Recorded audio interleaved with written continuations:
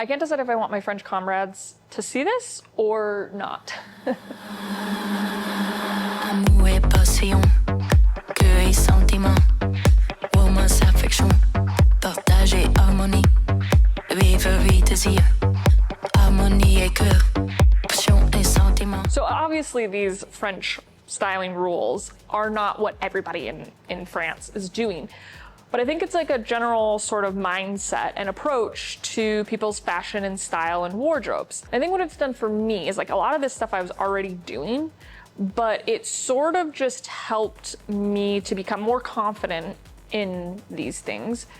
And as well as that, create those sort of parameters for my approach to my style, my fashion, and my wardrobe. And therefore have then helped me to sort of hone in on the fun stuff, which is sort of figuring out your style, figuring out your signature style. It's not like these are like technically like French fashion rules. These are sort of my personal takeaways. So that's another little disclaimer. I bet you if you talk to a lot of French people, they'd be like, I don't even know this existed. So rule number one for me that is inspired by French style is a feeling. So style is a feeling can sound very general and sort of abstract and not very specific, but when really broken down, it is quite specific. And it's quite simple. I think clothes are transformative and clothes are subjective. So not everybody feels the same in the same piece. So I think what was a game changer for me was realizing that. I then realized okay, well, when I put this on, I feel amazing. And then when I put that on, I don't. I sort of got rid of all the other sort of reasonings, the advice, the sort of guidelines, like all that kind of stuff. I kind of just forgot about that and just really focused on how I felt. And not only did that make me sort of change kind of the way I look at clothes, it also then gave me this instinct of when I put an outfit on what else it sort of needed.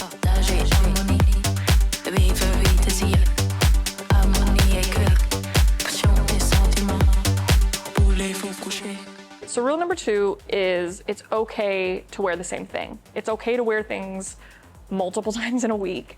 It's okay to wear the same exact outfit if you want for multiple days in a row. And I think the French do this really well because they sort of see the repetition as confidence. A lot of them establish their own signature style, and then they just continually sort of hone that signature style rather than constantly trying to change for this and that and the other. It's sort of like practice. It's like practicing a sport or practicing a skill. The more and more you do that, the more skilled you get at it or refined or elevated.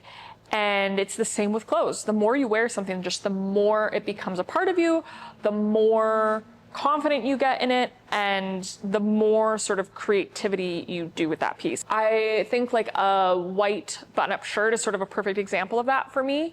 I used to look at it very like one-dimensionally, like it's only for this purpose, whatever. Then the more and more I began to wear the shirt, the more confident I got with it, and the more sort of I made it my own and found little like styling tweaks and details that I like to do with it that fit within my style. And it then became more and more specific to my style and a part of my style, and therefore then just becoming sort of a part of my signature style.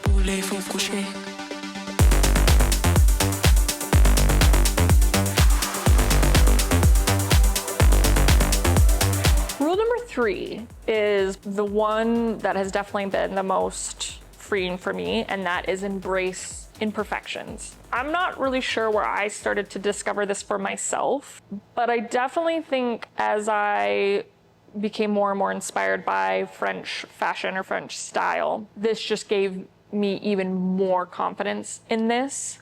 And this is something I always talk about, where I think when you embrace imperfections rather than fight them or cover them up, those imperfections become a part of your style identity. They become a part of your signature style. And the sun is gonna encroach on my shot, isn't it? Yeah, might have to move.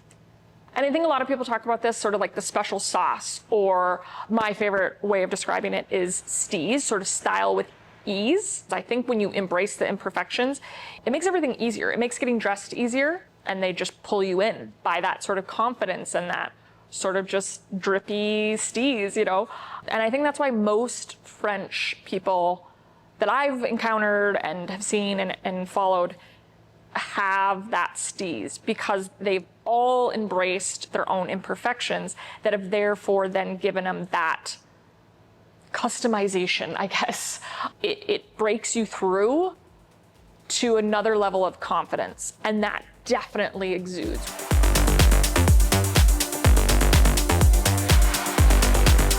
Rule number 4 is buy like a Parisian.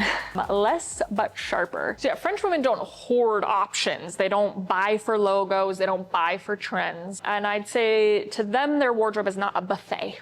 You know, they don't need to have every single thing in there, every single option. To them, their wardrobe is a boutique, is a highly curated, intentional boutique. That's the approach that has been a game changer to me in my closet and my personal style. Is I buy less, I buy quality, and I buy intentionally, making sure something really is something that I love and not buying it for the sake of buying it. It's gotta feel amazing. It's gotta be something that I truly feel giddy about. And if it doesn't give me that feeling of like excitement, of true excitement, if it's just like, yeah, I like this, it's cute, yeah, I think I could wear it with this, and maybe if I do this, no, not good enough. Like, I want excitement, I want fire, I want passion, you know? I don't know. Even down to a white t-shirt.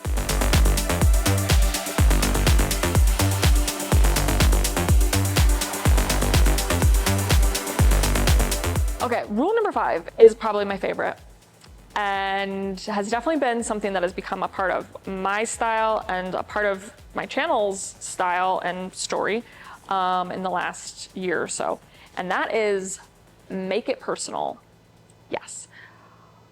I definitely think what I love about the French, or I guess the French women and men that I follow and sort of find inspiring, is I love that they make it personal. So whether it's like they're choosing a piece because it tells them a specific story, that it's got like this certain background, maybe they're buying a piece and that's just super high quality and they know that they can have for years and years and years and pass it down, creating an heirloom piece. But I also think they do a really good job of customization. They have that vision of like, they get a piece and they're like, okay, this isn't perfect yet for me, but I can make it perfect. I love that clothes can tell a story.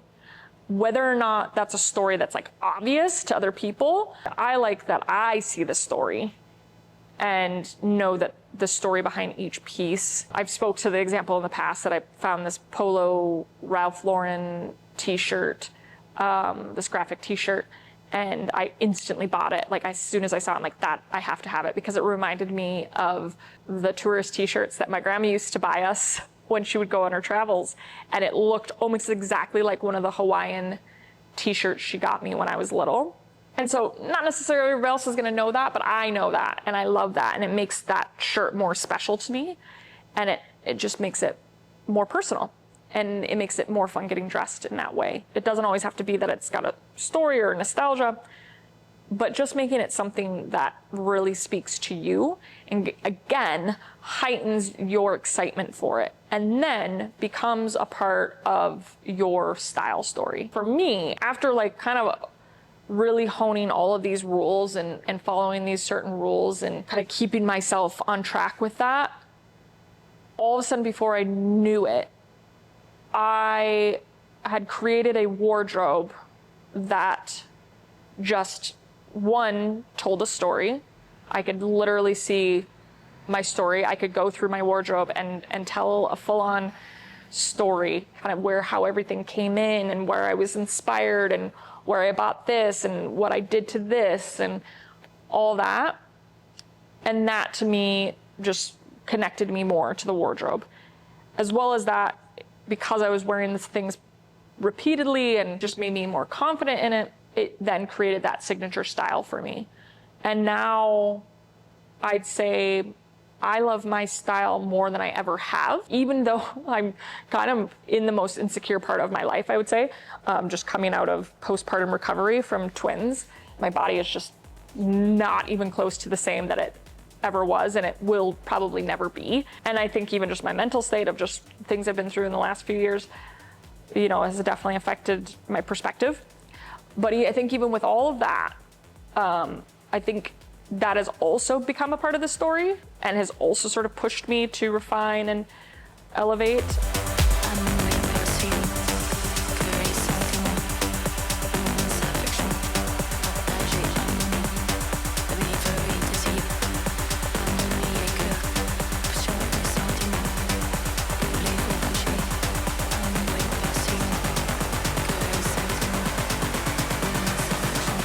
This is just stuff that has helped me, and that's why I wanted to share it with you guys here today. And I'm sorry if you're French.